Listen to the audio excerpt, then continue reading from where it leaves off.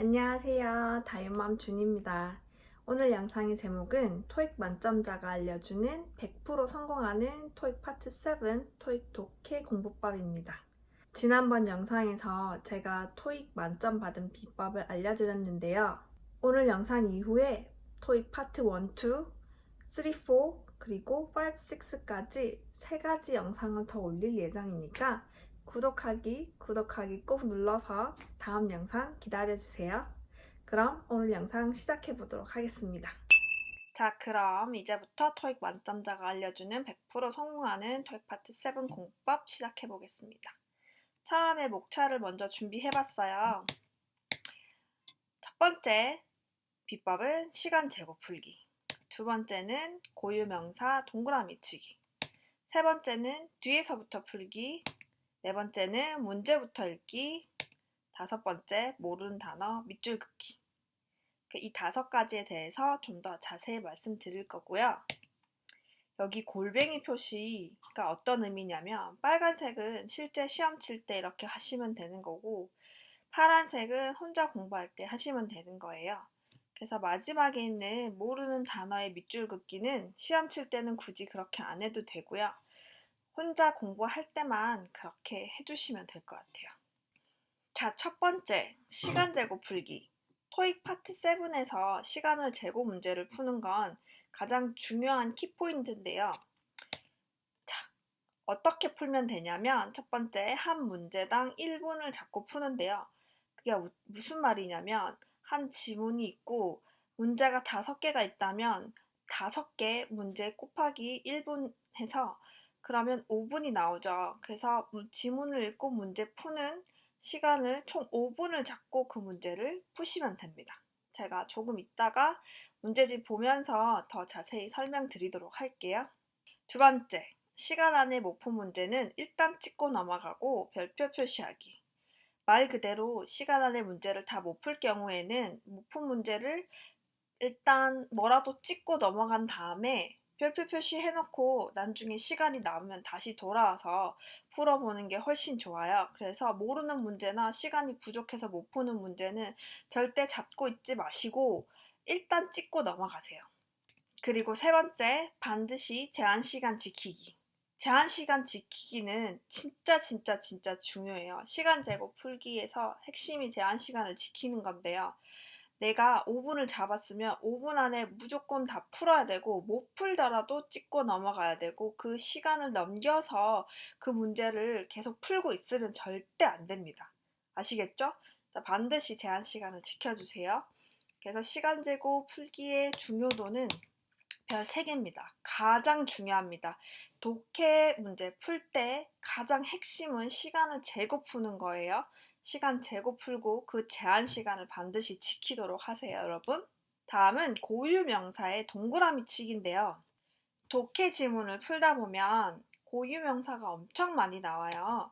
그래서 문제, 지문 포함해서 읽으면서 나오는 모든 고유명사에 동그라미를 치는 건데요. 고유명사랑 사람 이름, 지명, 기타 등등 대문자로 시작하는 모든 단어를 고유명사라고 합니다. 그래서 질문이나 지문, 그러니까 문제나 보기 그리고 지문을 읽으실 때 대문자로 시작하는 단어가 나오면 반드시 그 단어는 동그라미를 치세요. 전부 다 동그라미 치세요. 이렇게 하는 이유가 뭐냐면 토익 독해에 나오는 사람 이름 또는 지명 이름들이 발음하기도 힘들고 기억하기도 힘든 단어들이 엄청 많아요. 근데 질문에서 봤던 단어를 지문에서 그러니까 문제에서 나왔던 고유명사가 지문에서 나오더라도 그걸 동그라미 쳐놓지 않으면 지문을 다 읽고 문제를 풀 때 그 단어가 눈에 안 보여요. 그래서 반드시 모든 고유명사는 동그라미를 쳐놔야지 그게 나중에 문제 풀고 지문 왔다 갔다 할 때 눈에 보이거든요. 그래서 이것도 아까 시간 재고 푸는 것만큼 그것보다는 조금 덜 중요하지만 이것도 굉장히 중요한 팁이니까 꼭 기억하세요. 그래서 이거는 중요도 2개입니다. 별표 2개. 다음은 뒤에서부터 풀기입니다.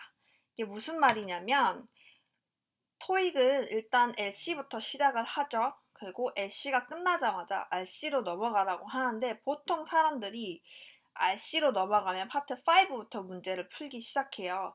근데 저는 맨 뒤로 가서 196번부터 200번이 있는 가장 긴 지문부터 시작합니다. 독해 먼저 풀기 시작하는 거죠. 독해를 풀 때도 독해 앞부분부터 풀지 않아요. 독해 맨 뒷부분부터 가장 지문 길고 문제도 많은 맨 뒷부분부터 푸는데요. 그렇게 하는 이유는 그때가 집중력이 가장 좋을 때예요. 2시간을 문제를 풀어야 되는데 막판에 막 10분 남았고 20분 남았을 때 그 긴 지문을 읽고 문제를 풀려면 멘탈이 견뎌내지를 못해요. 그러니까 듣기가 끝나고 집중력이 가장 좋을 때 제일 지문도 길고 문제도 많은 뒷부분부터 문제를 풀기 시작하는 거예요.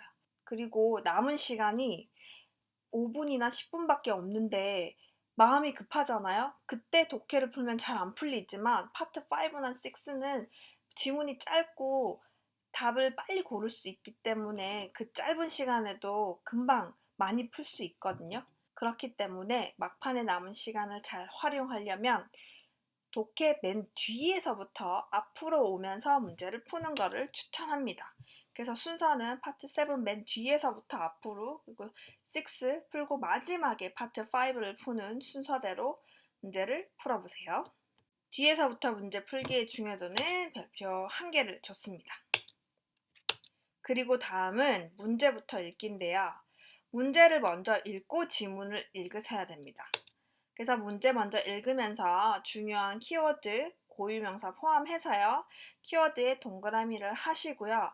문제가 뭔지 최대한 기억을 하면서 지문을 읽어주셔야 돼요. 지문 읽으면서 문제에 대한 대답이 바로 나왔다 싶으면 문제의 답을 바로 체크하셔도 됩니다.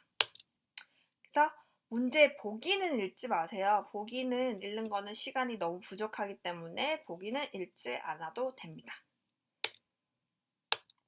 그래서 이것도 중요도는 별표 1개를 줬어요.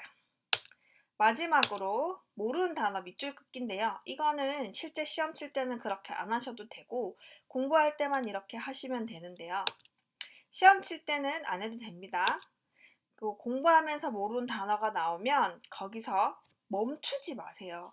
내가 모르는 단어 나왔다고 공부하면서 멈춰서 이 단어 뭐지? 또 찾아보고 또 모르는 단어가 나오면 멈췄다가 단어 찾아보고 이렇게 하면 공부하는 속도도 안 나고 실제 시험장 갔을 때 그렇게 할 수 없기 때문에 공부를 그렇게 하면 좀 비효율적이에요. 그렇기 때문에 공부하면서 모르는 단어가 나와도 그 단어에서 멈추지 말고 일단 밑줄 살짝 끄엄만 놓고 계속 쭉쭉 읽어 나가세요. 아까 말씀드렸죠? 혼자 공부할 때도 시간 재고 문제 푸셔야 되거든요. 시간 재고 문제 풀려면 급한 마음으로 문제를 빨리빨리 풀어야 되는데 모르는 단어가 나왔다고 해서 거기서 계속 멈춰버리면 그 시간 안에 문제를 절대 다 풀 수가 없어요. 그렇기 때문에 혼자 공부할 때도 시간 재고 풀고 그리고 모르는 단어가 나와도 일단 밑줄만 그어놓고 넘어간 다음에 그 문제를 다 풀고 이제 풀이를 하는 과정에서 모르는 단어를 제가 이 전 영상에 올려놨던 것처럼 단어장에 이렇게 영어 적고 뜻 찾고 이렇게 풀이를 하세요. 저는 독학으로 토익 공부를 했는데 가끔씩 해설집과 영어를 비교해 봤을 때 왜 이렇게 해석이 되는지 전혀 이해가 안 될 때가 있어요. 그런 거는 그냥 넘기세요. 그러니까 물어볼 사람이 있으면 좋은데 물어볼 사람이 없으면 그거 한 문장 잡고 끙끙대지 말고 그런 거는 그냥 가볍게 넘기는 그런 배짱이 필요합니다. 아시겠죠? 지금부터 실제로 문제 푸는 모습을 예시로 보여드리도록 할게요. 예를 들어서 문제가 지금 여기 하나, 둘, 셋, 4개가 있죠. 문제가 4개가 있으면 4분을 잡고 푸시면 돼요. 그래서 문제를 먼저 읽으면서 키워드가 되는 단어에 동그라미를 치시면 되거든요. 예를 들어서 첫 번째 문제는 What's the word? The word serve in paragraph 1 line 3 is closest in meaning to serve란 단어에만 동그라미를 치면 되겠죠. 그리고 이렇게 동의어를 찾는 문제는 동그라미를 치고 본문에서 그 단어를 찾아서 바로 동그라미를 같이 해놓는 게 좋아요. 그래서 paragraph 1에서 line 3, 세 번째 줄에 있는 solve를 찾아보면 여기 있죠? 그러면 solve에 동그라미를 치시면 됩니다. 그리고 다음 문제 읽고요. 다음 문제 읽으면서 키워드가 되는 단어에 이렇게 동그라미를 치면서 읽으시면 되고 What does Milan plan to do in the future? 이런 식으로 하시면 되고 4번 문제는 이 문장이 들어갈 곳으로 알맞은 곳을 찾는 건데요. 4번 문제는 제시된 문장을 읽어주고 난 다음에 본문을 읽어주시면 됩니다. 두 번째로 말씀드린 것 중에 제가 읽으면서 나오는 고유명사는 다 동그라미를 치라고 했죠. 제가 그거를 한번 예시로 보여드릴게요. 예문을 읽기 시작해 볼게요. 캘리포니아, 또 고유명사죠. 나머지는 아니고 보면 여기 밀란주 이렇게 대문자로 시작하는 단어를 다 동그라미를 일단 먼저 쳐주셔야 돼요. 읽으면서 여기 지금 예문에서는 대문자가 많이 안 나오는데 여기 Central Plain University 나오죠?